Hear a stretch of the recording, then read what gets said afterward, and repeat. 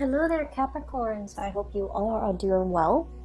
I feel like for many of you, releasing old demons, releasing old karma, and walking into a new phase in your life, starting something over, starting something new. I feel like those energies are very indicative in this card, okay? So, it's going to be a really, really good month, and I feel like you're getting some type of revelation. You're getting some type of you can call it psychic hits, if you will.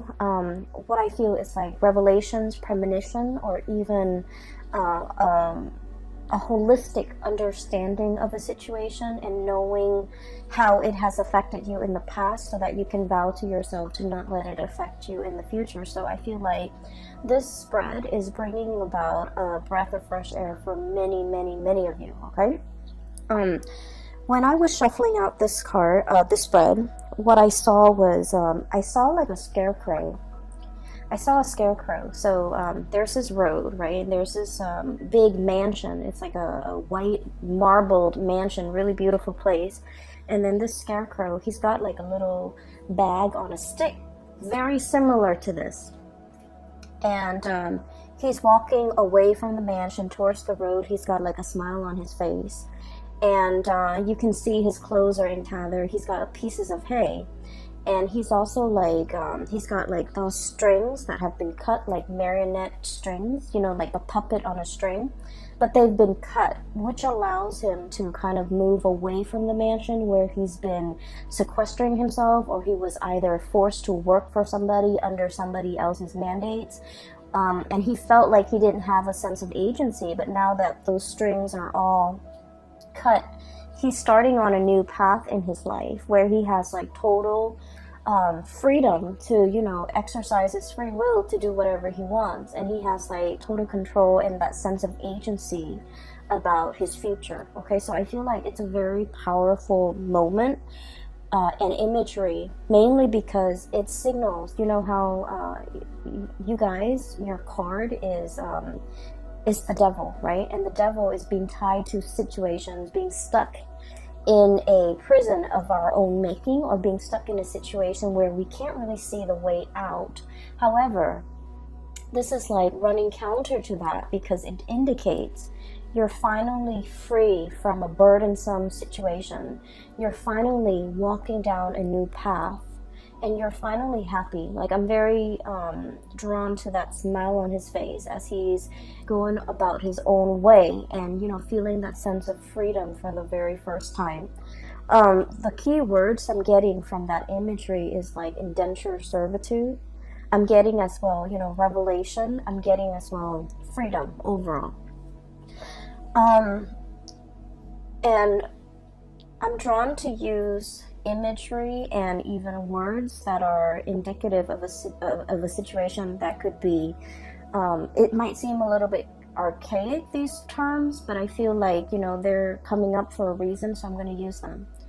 I feel like there's a regime change, okay? Moving from one very, very oppressive regime, or like getting out from under a very oppressive situation, and then charting a new territory. And the reason why I say this is we have here the Hierophant. This is like a situation where somebody has to give a part of their harvest, a part of themselves, a part of whatever money they make, paying tribute to somebody who has that sense of entitlement. Like, you know, they're either ruling over you, and they're like, okay, you have to do it this way and only exactly this way. Or you have to, you know, on a monthly basis or on a yearly basis, pay your tribute to another person. And that was just the way things were. That was like the rule of the land, or that was like the law of the land. And no one dared to question it, okay? So like somebody is taking, I feel like, either your energy, your financial resources, and you felt like this was the only way to do things, okay? You never question the established order. The Hierophant is greatly about institutions, long-standing institutions that have been in place for a very, very long time. They're very rigid, very resistant to change, and because they've been around for so long, they might not be relevant in present time, but people don't question it because it's thought of as, this is the way things are, and this is the way we've been doing them for hundreds and hundreds of years, and this is the way things are going to be. So no one dare to really question it, okay? But it creates, I feel, a very oppressive atmosphere, and it creates almost like an unfair sense of balance when it comes to I almost feel like the poor giving to the rich, and I almost feel like, whoever's on top is exploiting the situation and exploiting the fact that others have to pay homage or have to pay tribute out of their own pockets in order to gratify somebody else on top. And so it creates a situation where things are very, very unbalanced. And if we're not talking about this in terms of, financial resources, we're talking about energy. We're talking about, spiritually, you're very drained, okay? This was a very oppressive system. Whoever is writing you, whoever is like ordering you around, or I also feel like whoever has been, I'm sensing, you're working under even. And then I'm also sensing as well family obligations, okay?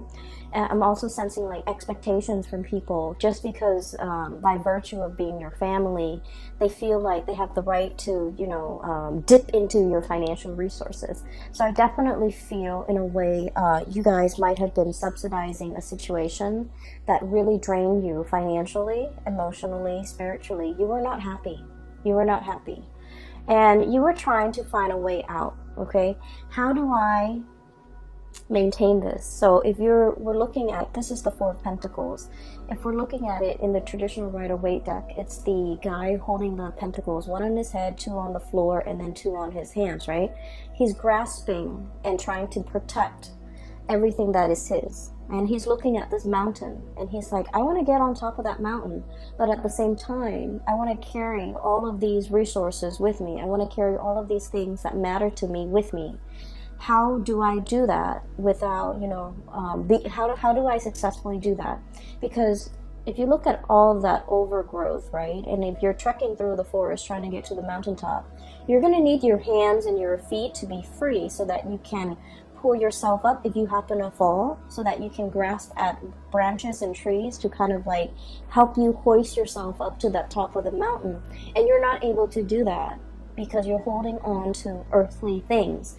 And I feel like this is a situation you've been pondering for quite some time. I want to get on top of the mountain, and what is really holding me back? What is really preventing me from making that move? What is really, stopping me from taking that first step? So you've been thinking about this for a long while, trying to trek to the mountain, but you're not really making any strides. And I feel like what's preventing you, or what's really hindering your path, was this. This is the Nine of Swords, okay? This is sleepless nights. Getting nightmares, overthinking, overanalyzing situations, but I also think of this card as like constantly thinking about worst case scenario, dwelling on the negatives, and the negative thought patterns. A lot of the times they turn into self-fulfilling prophecy. Okay, so it's sort of like you're in your head thinking about, how do I successfully get on top of that mountain? And rather than thinking about and focusing on logically, step 1, I need to do this. Step 2, I need to do that. And step 3, I need to, formulate some type of plan. And I feel like for many of you, this process, this is like a lot of thoughts, okay? Each sword stands for like a mental thought. And I feel like for many of you, you've been mired in this situation where your demons are getting the best of you. You're thinking about problems rather than separating. Each problem exists in its own little bubble. But rather than thinking, some of these problems are outside of my control, some of them are not, and the ones that are not outside of my control, I really should focus on that. I feel like you're conflating, or you're mixing mixing all these problems together, and they become this really embedded, right? This sense of embeddedness, all stuck together, all causing you a lot of anxiety, all seem very, very daunting. It's like, how do I get to the top of the mountain when I'm only at the base? And so as soon as you feel inspired, you're like, I'm gonna do it today. Something happens to hold you back. And a lot of it is these, self-limiting thoughts and beliefs and thought patterns. And I feel like you are making mountains out of molehills. You're making a situation a lot more daunting than it has to be, mainly because you're not looking at problems in isolation. And what I mean by that is, let's say, first of all, you have a big plan that you want to get off the ground, right?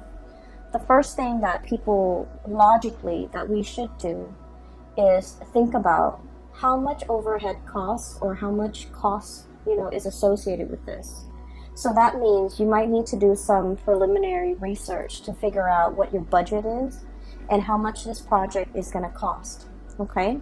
And then you're going to go out and kind of crowdsource, brainstorm from other people and figure out, hearing from experts or getting advice, to get a price range of how much this is going to cost, who I should talk to get this off the ground.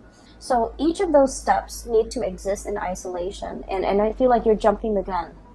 You want to get to the top, but you're not thinking about each of the steps that are necessary in order to get there. So I feel for some of you, there's a situation here that it seems like it's running ahead of you, and it's like the longer you wait, the further and further and further away it is from you. It's almost like you're losing your grasp. You can't really get it back. You can't really draw it back into your orbit because it's distancing itself, okay? So I also feel like for some of you, this is a person, okay, who might be distancing themselves. And I also feel like there's a lot of guilt associated with the relationship between you and this person. For some of you, it could be a family relationship. For others, it could be like a love type of a relationship. And I feel like it's escaping your grasp. And I also feel there's a lot of guilt associated with it. Like, I should have done things differently. I should have told them how I felt. I should have, I should have given them the time of day, or I should have, done things just differently. I should have invested more time, more emotions into that. I should have let them know how I feel. I should have been upfront and honest with them. And I feel like, they're escaping your orbit. Okay? So I definitely feel like there's some guilt associated with it. Going back to your main storyline, what I do sense here is there is a huge, this is like impetus, this is drive, ambition, okay? We have here the King of Wands, and this usually indicates somebody who's like in charge of their domain. He's scanning the horizon, looking out at the abundance that he has created for not only his empire, for himself, but for all the people that he rules, okay? This is someone who's very, very responsible. The way I'm reading this energy is that you're in a great, powerful position of leadership, okay? You care about the people that have been very loyal to you. You care about their well-being. And I feel like it's almost like ruling with a very benevolent hand, okay? Understanding that I'm not going to exploit this power differential. If you do well, I do well, and our kingdom is going to do well. So understanding that even if others pay tribute to you, you can't exploit that relationship. You can't exploit the power differential to keep them oppressed. You have to kind of like take care of the people that are under you. And I feel like many of you, you're coming into a profound sense of, it's like understanding how power needs to be controlled. There was a situation here where someone in a position of power was very tyrannical, controlling, and exploited that power of position. And we're shifting away from that into a new way of doing, like a paradigm shift, where someone in a position of power is very benevolent, okay? They can be hard if they want to, because the King of Wands is very much authoritative, okay? But this person is also very paternal. They take care of people. They're very loyal to their subjects, and because of that, they garner a lot of respect and trust from their subjects. They're seen as someone who is not afraid to get their hands dirty if push comes to shove. And they're seen as someone who, is constantly very vigilant, sees all, resolves problems, and really, really care about the well-being of other people. So I feel like you're understanding how power is to be used rather than abused. You're understanding as well that, taking care of the people that matter to you, or the people that have been very, very loyal to you, treasuring, valuing, and being available to those people means a lot more to you now. And what's on top of this card here is the Six of Pentacles. And the Six of Pentacles this is a major, major card about karma, okay? This is a situation where the poor is paying tribute to the rich to the point where they're financially, emotionally depleted, okay? Giving to a situation where you're no longer taking care of yourself. You're just going to work. You're just getting through life in order to have the resources to pay that tribute. And now we're coming into this sense of like total rebalancing of karma, the karmic scale. Things being done the right way, okay? This is like giving back to the community, giving back to others, giving to others who are less fortunate. And this is also, it comes with a paradigm shift where we're understanding the importance and the necessity of, being a benevolent ruler. You can still rule with an iron fist, but you can still be loving and warm and gentle and benevolent. And you can also, give back to the people, especially that really need it. For many of you, I'm seeing major career changes here. Some of you might be in that corporate environment and you're just like, no, this is too taxing, too stale. I'm already at the top and I don't like the vibe. I don't like the atmosphere. I don't like the environment where it's like a social, like the climbing that corporate ladder, getting yourself to the top, and once you've made it to the top and you have this bird's eye view and you're just like, this is not really jiving with me, this is not where I want to be, and this is not something that I want to do long term. And so I'm seeing a major career path, a major shift where you are possibly working more at the grassroots level and thinking about what you need to do long term and what you need to kind of what you need ultimately to be happy. And so I'm seeing some of you thinking about a major change in your career, a major shift of focus when it comes to like how do you yield power, how a good leader is supposed to rule, how to be a good supervisor, how to be a good leader, how to inspire others rather than like oppress others. Okay, so this is really cool. Capricorns are oftentimes like seen as people who are like very like career ladder oriented, and they're seen as people who will throw other people under the bus and I've heard this, okay, and this is not something that I believe about you guys, Capricorn, but I feel like in the spirit of, ambition, like in the pursuit for power and wealth and prestige, we're all capable of throwing another under the bus in order to get what we want. And I feel like,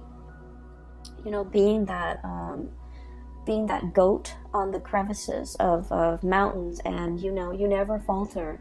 You jump from one small crevice to the next and you always land on your feet, and you know how to do it well, and you know how to do it very, very stealthily and very successfully. But I feel like once you get to the top of the mountain, you're just like, oh, that's it, I'm already here, and you're looking for the next mountain to conquer. And I feel like there needs to be a little bit of a paradigm shift regarding, what is the ultimate end goal? Is it just to prove to myself that I can conquer mountain after mountain?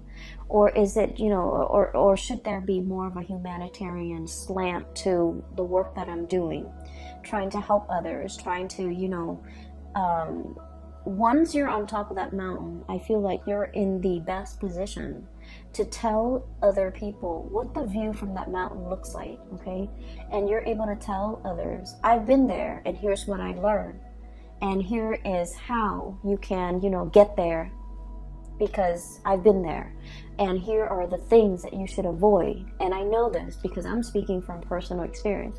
So I feel like you have a wealth of experience and knowledge because you have already been there and done that.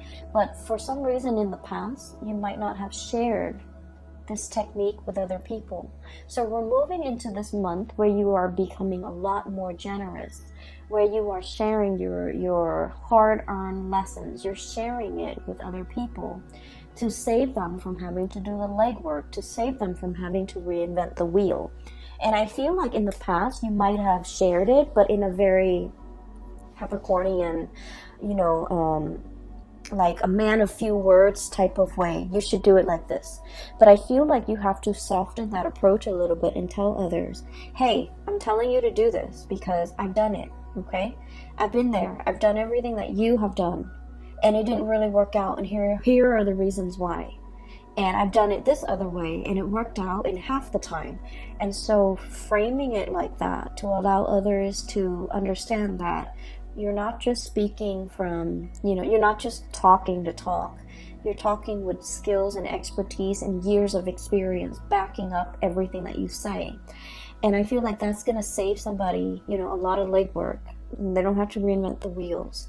They can work off of what you're working off of, okay? I do feel for many of you, there is a situation here in your life, a very long-standing relationship that might have gone a little bit sour, okay? And we have a situation here where there was a vow, there was a promise, okay? And the promise was kind of like to death do us part, okay? The promise was for partnership, longevity. For some of you, this could be somebody that you have known for a really long time. They know your family. You've took them around to introduce them to your family. They've taken you around to introduce you to their family, vice versa. This is a partnership where two people might have known each other since childhood. There is a tremendous degree of like trust, okay? You know this person inside and out, and you trust this person wholeheartedly. They likewise know you inside and out. And then I also feel like there's a immense sense of like trust, love, respect, and the whole 9 yards, like that whole ball of it's like all the reasons that you have for caring about this person, for trusting them, everything is so like embedded, okay? Like the shared experience, the shared ambition, the shared dreams. Like the two of you feel almost as if you have been through so much together. There might have been a recent breach in trust. There might have been a situation where I feel, Capricorn, somebody is either living with a lot of guilt. It could be you, it could be them, over something that was done, okay? And I feel like it's sort of like, there are so many reasons why the other person trusts you and you trust the other person.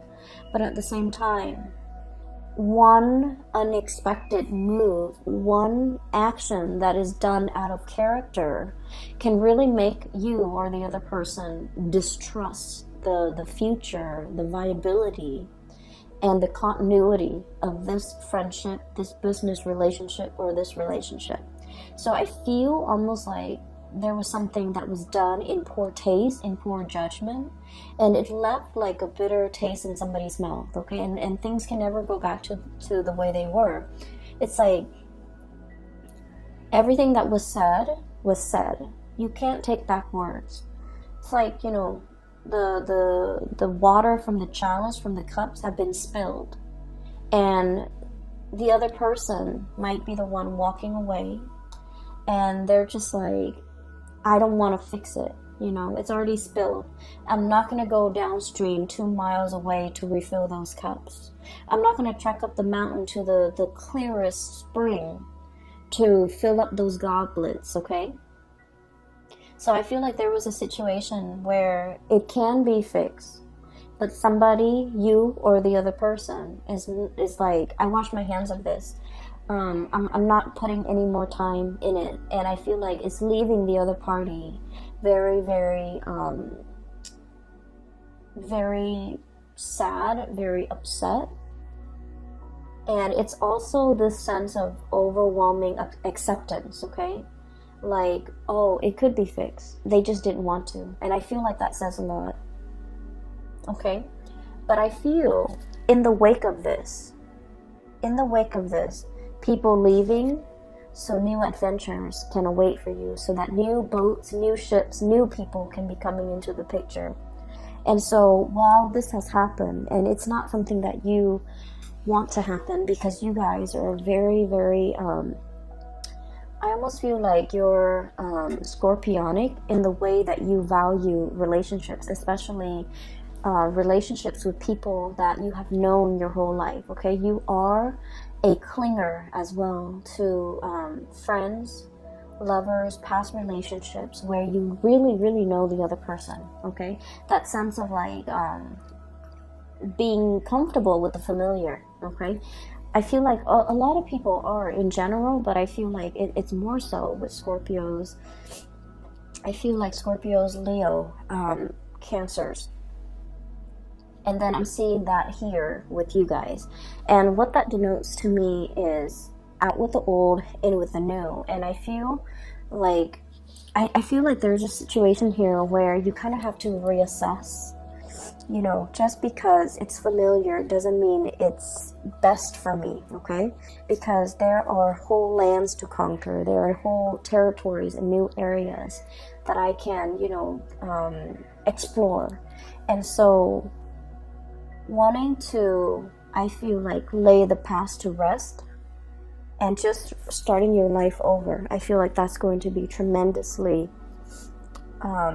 it's going to bring a lot more prosperity for you. So you end up with the two best cards in the deck, okay? We have the Fool. And the Fool, this is the imagery that came up earlier, and it basically denotes, you know, no longer being tied to something, no longer being bound in a situation that's not good for us, and embarking on a new journey towards something new. And I feel for many of you, I'm seeing that white marbled mansion, and the marionette or the scarecrow is walking away from it. So I feel like there was a situation where it was comfortable, it was cushy, it might have even been safe, you know, a marbled house. People can shoot, people can throw stones, but you're locked inside that marbled mansion, and there's enough space to roam. But the marble mansion can also be like an imagery of like that ivory tower, somebody who like learns things in a very intellectual way, but they were never given an opportunity to really put theory into practice. And I feel like you're finally breaking free from that ivory tower or that ivory marble mansion. You're no longer living in that sense of like comfort and familiarity. You are exploring, branching out, putting out fires. I feel, you know, there's that volcano in the background. So it denotes to me like being in a situation where you are putting out fires. You're onto more exciting things, and you're taking everything that you have learned from the past, and I feel you're in a position where you're teaching people. You're telling people, here's what I did. It happened to me once. Here's what I did and how I got out of it. And I also feel drawing from past experiences, rewarding those who have been very, very loyal to you, and being available for people that are available to you, that make time for you, that have been really good to you. And then I'm sensing as well, you know, I'm getting a lot of ancestral karma coming through, okay? And I feel like, you know, spiritual guidance, especially from grandparents that have passed on, I feel like there might have been a situation here where it's almost like being in a house, like being in an environment where, you know, your grandparents lived in this small town, right? And this is just an example, but I'm feeling it very strongly. Grandparents lived in this small town, gave birth to mom and dad. Mom and dad met and also stayed in that small town. you were born, you also stayed in that small town, and then you start to sense this, you feel this overwhelming sense of like, there isn't enough here for me. I'm a big fish in a small sea. I need to develop to the best of my capabilities, and there isn't enough here for me. And then I'm also sensing as well, if you're in that situation, you're in a very good place, because now you have new energy, exploration, okay? Doing something different, not knowing the destination, but knowing that I'm leaving the past behind because it's not enough for me, okay? And then I'm also sensing for some of you, being in a situation where you've had to help out parents, okay? It's almost like ancestral karma, right? And here's what I'm sensing. Oh, Capricorns. So here's what I'm sensing. It's like mom and dad might not have made the best choices. We all make choices based on what we're given, based on our environment, based on our education level, based on our own sense of awareness. So this is not to knock the decisions other people make, but I also feel like, they might have been in a situation where it was survival, okay? So they did the minimum, the bare, like taking care of the bare necessities. And so growing up, you felt like you lacked that guidance, you lacked that mentorship, you lacked that, you lacked somebody holding your hand and telling you, hey, don't do that, you should do this instead, because this is going to get you where you need to be, okay? And I'm seeing, people like, whose parents were, for example, college educated, they can walk their children through the college process. So for example, you have to take the ACT, you have to take the SATs, you have to do that by your junior year, so that by your senior year, you have to load up on all these college prep classes, so that colleges will look more favorably upon you, and you have to do extracurricular activities. You should also enroll in, extracurricular activities outside of class. So like that guidance, I feel like some of you guys didn't have that. And by the sweat of your brows, the calluses on your fingers, you've had to go about it on your own. You didn't have the guidance. You didn't have the hand-holding. And so you were in survival mode. You fought your way, and you've had to do it on your own. And I feel like along the way, it's made you really strong, but I feel it might have made you a little bit callous, okay? Kind of like, oh, well, I did this, so everyone needs to be able to do it too, right? And so I'm sensing here, there's a sense of like a paradigm shift, okay? The people that have the privilege, either through parents, through proper guidance, or through the sweat of their brows, whoever makes it up first to the top of the mountain is obligated, no matter how they got there. Whoever makes it there first is obligated to give advice, give guidance to others. Here's how you do it, and here's what I did, and here's what I did that worked, here's what I did that failed, okay? So I feel like it doesn't matter how you got there. Whoever gets there first needs to kind of like pay it forward by giving other people, the lay of the land, pretty much telling people what they should do. So I'm sensing here a big spiritual karmic energy. It could be ancestral karma that needs to be broken. It could also be, a paradigm shift where we're not doing what we did before. We're opting for a new path, a new way of doing. Because what we did before, it worked for us, but it also made us a little bit calloused. And we don't want that, okay? And then I'm also sensing we have this tremendous sense of like breath of fresh air, his hair is blowing in the wind. He's a leader. There's a whole caravan of people following his lead because they trust him. And so you're thrust in this position where you're going to be exalted. You're in a position where people trust you, they value your, and he's leading them. He's leading the whole, Oregon Trail, whatever you call it. He's leading the whole exodus into this new land, right? But look at the way he's dressed. He's not like a king, he's not a ruler, he's not a tyrant, he's not like an emperor. He's dressed like the regular layperson. And there's a sense of humility associated with it, okay? It's like being one with the people in order for them to accept you. And this is not about proving anything to anybody. This is just like living a very, very humble life, knowing your roots, knowing where you come from, knowing the struggles of other people so that you can adequately lead them in the right direction. So I feel like there's a shepherd energy about you guys for this month of October. And I feel that you are going to be tremendously successful for many of you who are changing a career path, who are going in a different direction. I feel for many of you, there was a situation where I feel like there's like social or family expectations. They wanted you to do something, and that's not your thing. You're turning your back and you're walking your own path, and you're going to be amazingly happy. And then I'm also sensing as well, there definitely is a relationship here that needs to be kind of like laid to rest, okay? Too much has been said. And I definitely feel maybe it's the other party. I don't want to work on this anymore. I'm not going to go, downstream to fetch the water to fill those cups. Okay? Or I'm not going to go up the mountain to that crystal spring to fill the chalices. I'm just not going to do that.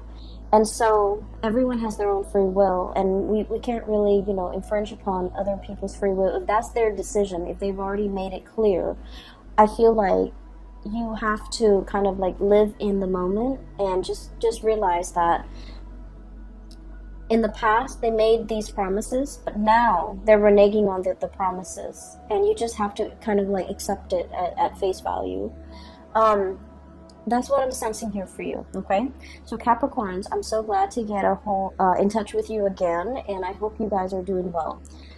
The Saturn experience, you are in the thick of it, and I feel like a lot of it has to do with releasing, okay? So Saturn is a karmic teacher. It taught us, well, it has taught you guys, but it's supposed to teach us during the Saturn transit. It's supposed to teach us areas that we need to grow in, areas that we need to mature in. And it's also like a situation where responsibilities seem like they're piling on top of you, right? Financial drains for some of you, responsibilities. And we have to be strategic about who we give our time and resources and energies to, because ultimately Saturn teaches us that it teaches us our limitations. It teaches us that we are only humans. It teaches us that, no matter what position we're in, we're made of flesh and blood. We can't stretch ourselves too thin. We can't pretend like we're God. We have to, get back to our roots, get back to ourselves, and operate from that space of humility, okay? Because it restricts, right? It breaks us down to our pure human essence to realize that, I might have the fancy car and the marble mansion, but deep down I'm still human. If I drive that car too fast and I crash into a tree, I'm going to die, right? And then it also teaches us too that, I might have like $5 in the bank, and I might have like, a decrepit home, but deep down I'm human. I still have my dignity, so I'm going to walk with my head up high. So it breaks down these false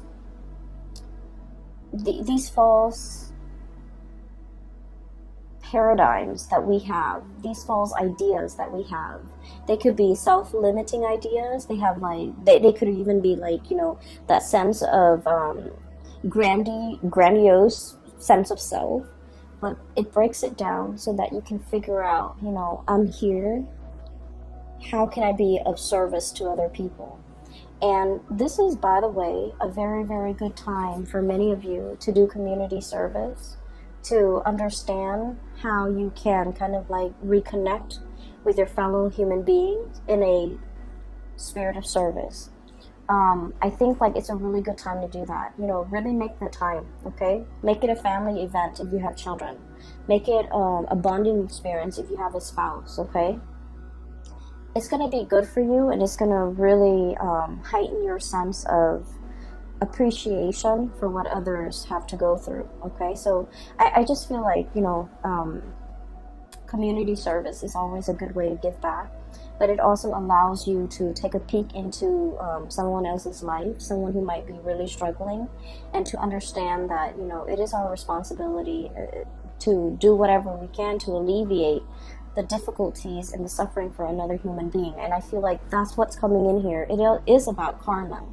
It's about karma coming full circle, taking and then receiving, okay, being taken from and then having it come back to you. So not all is lost. This is a really powerful month, and so I want you to make the best of it, okay?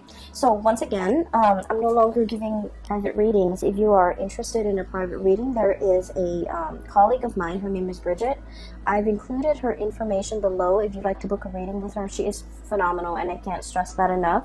I wish you all the best, okay? And I'll talk to you guys soon. Take care of yourself and have a wonderful rest of September and October 2019. Bye-bye.